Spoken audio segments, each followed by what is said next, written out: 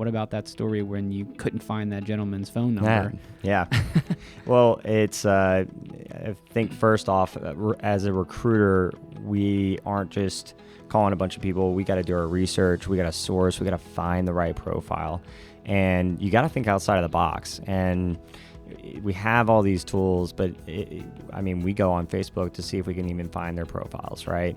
So went a little bit above and beyond to find this guy, but I tried him first. Tried him first, yep. So found a profile, found that he was on LinkedIn, and really liked his background. He had everything: the experience, the degree, the work experience, and what he's selling.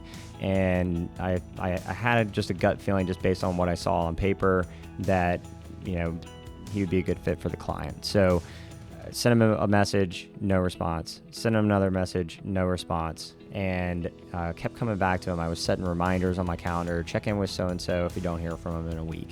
And I was like, this guy's probably getting 1,000 emails every day. My message is getting, it's just getting sent further and further down. So got on Facebook and clicked on his girlfriend's profile, because she was in the same network. And I took her name, put it in Career Builder, and found her old resume. And I said, great, I've got a number to call now to maybe she'll give me the introduction. Disclaimer, we are not liable for any stalkers learning from you. Right. Yeah. Stalkers, if you're listening, just go ahead and turn this podcast off. But I called her. I was a little nervous and definitely was like, I'm going to look like a stalker.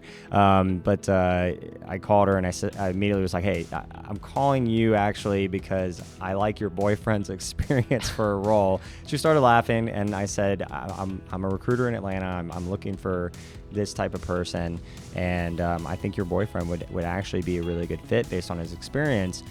I haven't been able to get a hold of him.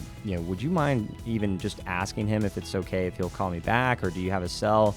And she was like, oh my gosh, he's looking. This sounds like a job he'd be interested in. Here's his cell phone. So that was kind of getting creative as a recruiter, but I was determined to at least have that call and understand if he was the right fit, or maybe there was something else that we could put him in place for. Turns out we ended up placing him with the client. It was a perfect fit. He's still there, doing very well, and I don't know if that would have happened if I didn't get a little think outside of the box, I guess.